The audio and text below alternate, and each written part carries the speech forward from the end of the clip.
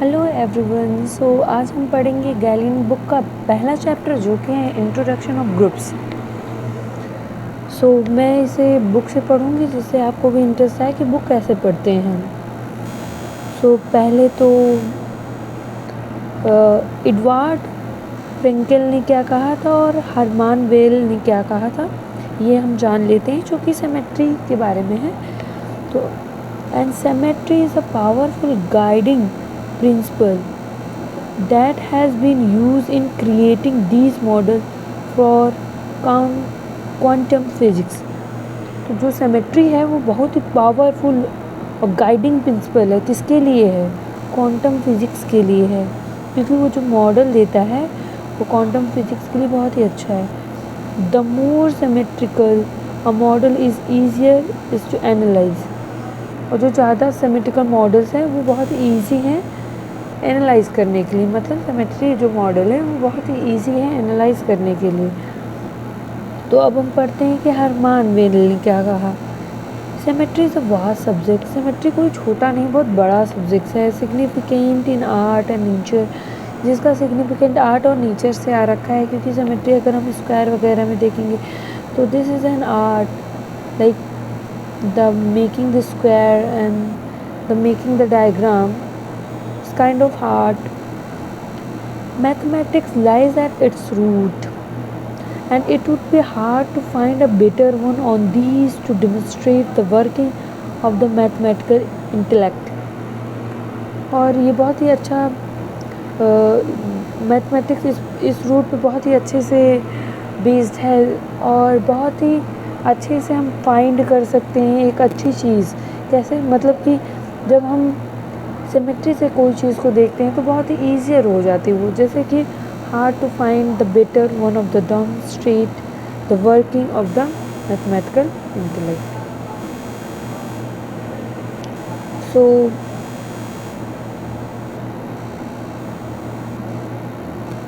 अब हम देखेंगे symmetry of a square. Square में कैसे सिमेट्री होती है। तो मतलब ये तो हम समझ गए हैं कि जो हम आर्ट और नेचर से सिमेट्री देखेंगे वो बहुत ही सही है और बहुत ही ईजियर होगा, क्योंकि हम it would be hard to find the better one. तो हम बहुत ही हार्ड है अच्छे को ढूंढना, लेकिन हम फिर भी एक पा चुके हैं जैसे कि सिमेट्री। तो हम देखते हैं कि how it is less harder than some. Okay, so now suppose we remove a square region from a plane. मतलब कि हम एक स्क्वायर रीजन ले लें, वो भी प्लेन में से। मतलब ये प्लेन है एक्स और वाई,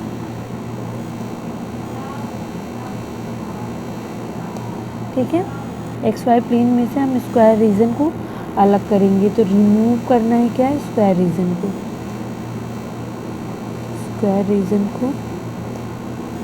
स्क्वायर रीजन को अलग करना है। Okay, move it some way. कहीं पर भी हम उसे मूव कर then put the square back into the spaces originally occupied. मतलब हम ऐसे इसको मूव करेंगे कि चाहे इसको जैसे हम मूव करते रहें, लेकिन फिर इसके बाद वो अपने ओरिजिनल स्पेस पे आ जाए। देखिए कैसे। मान लीजिए हम ले रहे हैं एक स्क्वायर, ठीक, और उसका हम नाम दे रहे हैं ए बी सी डी। सो हम इसे इधर लेते हैं तो काफ़ी अच्छे से समझ में आएगा। मान लेते हैं हम एक स्क्वायर लें, ए बी सी डी। अब मान लो कि कोई यहाँ पे एक व्यक्ति है। ओके, कोई यहाँ पे एक व्यक्ति है जो इस स्क्वायर को धक्का दे दिया, तो ये इसके यहाँ घूम जाएगा। कैसे घूमा? यहाँ से धक्का दिया तो ए बी की जगह, बी सी की जगह और सी डी की जगह और डी ए की जगह। तो मतलब यहाँ पे ए आ जाएगा, यहाँ बी, यहाँ सी, यहाँ डी। तो ऐसे ही अगर हम इसे, ये 1 टाइम हो गया, फिर ये 2 टाइम और ये 3 टाइम एंड ये 4 टाइम, मतलब अगर हम 4 टाइम इसको धक्का देते रहें तो ये अपने सेम पोजीशन पे आ जाएगा। तो उसी के बारे में है। तो our goal is in this chapter is describe all the possible way which it can be done. तो हमारा यही गोल है कि हम कितने पॉसिबल वे बता सकते हैं इसको करने के लिए। More specifically we want to describe the possible relationship between the starting position of the square and its final position in the term of motions। तो हमें इसमें रिलेशन देखना है। रिलेशन किसके बीच का रिलेशन, कि जो हम स्टार्टिंग पॉइंट मतलब जो ए लेकर चल रहे थे, जो स्टार्टिंग पॉइंट ए लेकर चल रहे थे वो ये इसका फर्स्ट पोजीशन है। तो आफ्टर ये सेकंड पोजीशन पे गया, फिर ये थर्ड पोजीशन पे ये ए यहाँ पे आ गया, फिर फोर्थ पोजीशन पे ए यहाँ पे आ गया and the fifth position which is final but which is equal to the same one. So fourth is the final position. तो हम फर्स्ट से देखेंगे कि फोर्थ तक में वो कितनी पोजीशन से चेंज करता है और क्या पॉसिबल है उसमें। However we are interested in the net effect of the motion, जो कि हम उसके नेट इफेक्ट ऑफ मोशन पर देखेंगे rather than the motion itself. जैसे कि हम उसके एंगल्स पे देखेंगे, 90 डिग्री रोटेशंस पे, 450 डिग्री रोटेशंस पे, ना कि हम उसके डिज़ाइंस पे जाएंगे कि वो इस तरह बन रहा है इस तरह। हम इस पे सिर्फ इसके एंगल्स पे देखेंगे। So since they have same net effect on every point, with this simplifying convention it is easy matter to achieve our goal। और ये बहुत ही सिंपल कन्वेंशन है जिससे हम अपने गोल को पा सकते हैं। तो इसको स्टार्ट करने के लिए हम सोचते हैं जो स्क्वायर रीजन है एज बिन ट्रांसपेरेंट ग्लास, मतलब मान लेते हैं जो स्क्वायर रीजन है वो कुछ नहीं, वो बहुत ही ट्रांसपेरेंट है जैसे ग्लास की तरह, with the corner marked on one side with the colour blue. और जैसे कि वो ट्रांसपेरेंट है तो उसका एक ब्लू है, तो उसका एक कॉर्नर जो है वो ब्लू है, एक पिंक है, एक ग्रीन है and the next is white. So हम इसको देखने के लिए हम इसको ABCD कंसीडर कर लेते हैं, जो कि हमारा इजी हो जाएगा। Means white colour is A and blue B and pink C and green D। Okay, so this make it easier to distinguish between the motion and that different effect। सही बात है, ये हमको देखने के लिए बहुत इजी हो जाएगा क्योंकि कैसे ए मूव कर रहा है हम ये देख पाएंगे, या तो कैसे कलर्स मूव कर रहे हैं ये देख पाएंगे। नहीं तो अगर हम कुछ भी मार्क नहीं करते तो कॉर्नर तो सेम जैसा दिखेगा। With the marking scheme, we are now in the position to describe the simple fashion or the possible way in which the square object are repositions। इसमें हम देखेंगे कि कैसे स्क्वायर ऑब्जेक्ट जो है वो अपनी जगह फिर से कैसे आता है। जैसे हम इसे वर्टिकल देखेंगे, हॉरिजेंटल देखेंगे, इसको डायगोनल में देखेंगे, एंटी डायगोनल में देखेंगे। सो ये जो फिगर है यही हमें स्क्वायर के बारे में बताएगा। We now claim that any motion, no matter how complicated, it is equivalent on these 8। तो वो जो फिगर 1.1 है, चाहे जितना इसमें ये फिगर मतलब जो स्क्वायर है चाहे जितना कॉम्प्लिकेटेड हो वो 8 ही के इक्विवेलेंट होगा। और वो जो 8 है उसको मैं एक बार दिखा दूँ आप लोगों को, वो 8 कुछ इस प्रकार से, मतलब कुछ और भी लेंगे तो वो इन्हीं 8 के इक्विवेलेंट आएगा। सो अभी देखिए, सो to verify this claim, observe the final position of the square is completely determined by the local orientation and the face up and face down। सही बात है, इसको हमको देखने के लिए जो स्क्वायर है वो कम्प्लीटली किस लोकेशन पे है, उसका ओरिएंटेशन कैसे हो रहा है, वो ऊपर है या नीचे है, ये सब का हमें बहुत ही पर्टिकुलर कॉर्नर्स ध्यान देना पड़ेगा. But clearly there are only 4 locations to orientation of the given corner. हाँ ठीक है, 4 कॉर्नर्स हैं, 2 ओरिएंटेशन है and for the given corners है. ठीक है, 4 ही कॉर्नर है, उसमें 2 ये है vertical horizontal and the diagonals are there are exactly 8 distinct position of for the corner. तो कॉर्नर के लिए जो डिस्टिंक्ट पोजीशन है वो सिर्फ 8 है. तो इसको मैं पहले एक बार समझा दूँ कि वो कैसे 8 है. तो ये 1 2 3 4. पहले मैं इन 4 को समझाती हूँ कि ये क्या बनेंगे.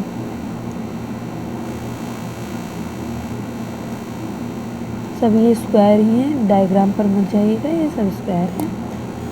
तो हम इसे नेक्स्ट कलर से डिफाइन कर लेते हैं. A B C and D, A B C and D, A B C and D, A B C D.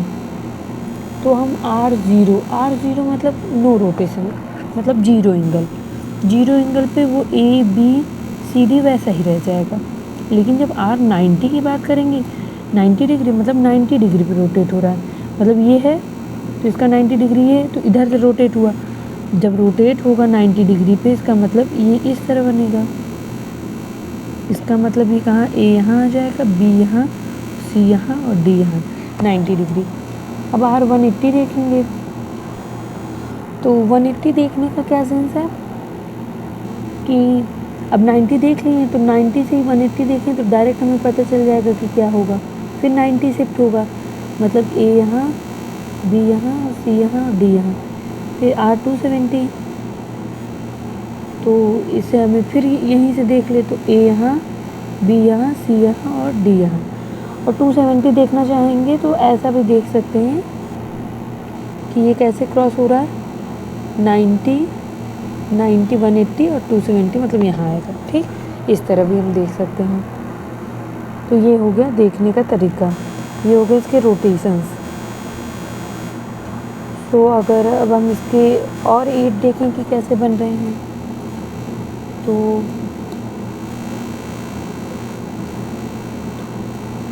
3 4 1 2. Okay, सो इसे हम कैसे देखेंगे, ए बी सी डी है. तो अगर हम इसको वर्टिकल देख रहे हैं, वर्टिकल मतलब फ्लिप कर दिया गया, मतलब ए यहाँ आ गया, डी यहाँ आ गया, बी सी यहाँ आ गए. अब देखो इसको अब हॉरिजेंटल देख रहे हैं, तो इसका मतलब हॉरिजेंटल देखने का क्या सेंस हुआ, ये फ्लिप हो गया, मतलब ए बी यहाँ आ गए और डी सी यहाँ आ गए. मतलब चीज़ें सिर्फ क्या हो रही हैं, फ्लिप हो रही हैं.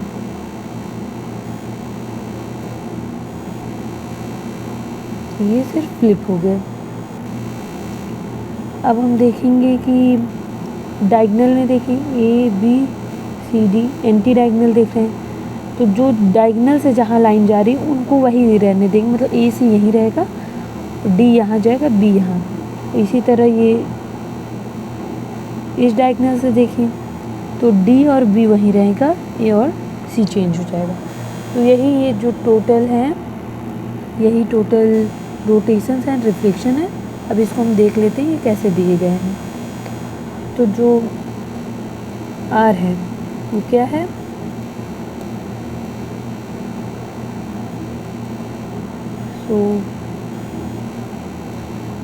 सो आर क्या है, रोटेशन ऑफ 0 डिग्री, मतलब no change in position. R90 क्या है, रोटेशन इन 90 डिग्री, वो भी काउंटर क्लॉकवाइज. R80 क्या है, रोटेशन इन 180 270 और फ्लिप होगा हॉरिजेंटल एक्सिस से H.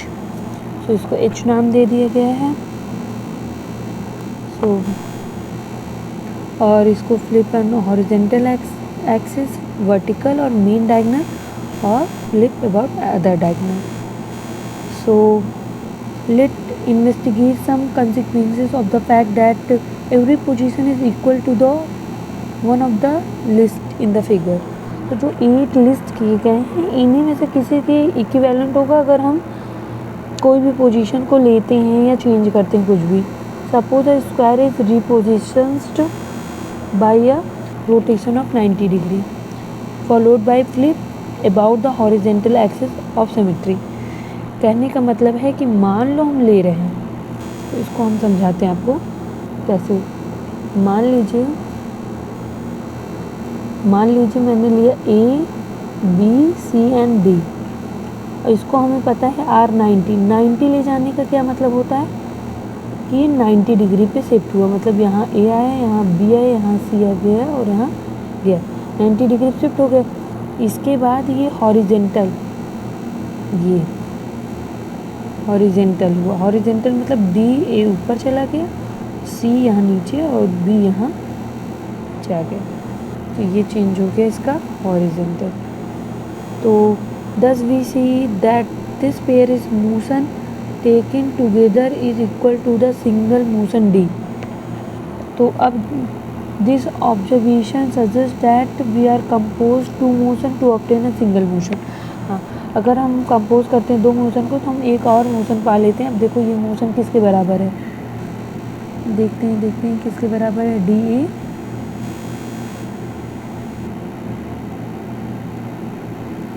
तो where is DA, okay DACB मतलब इसके बराबर है। इसको हम मान लो D डैश मान ले या D मान ले, तो ये D डैश के बराबर आ गया। ठीक है, तो मतलब ये अगर हम किसी भी दो को कंपोजिशन करते हैं तो उसका मतलब होता है कि ये इस तरह करते हैं, किसी को कंपोजिशन करेंगे तो वो कुछ और नहीं इन्हीं 8 के सिमिलर आएगा। ओके, तो आगे का हम इसी तरह पढ़ेंगे डेली।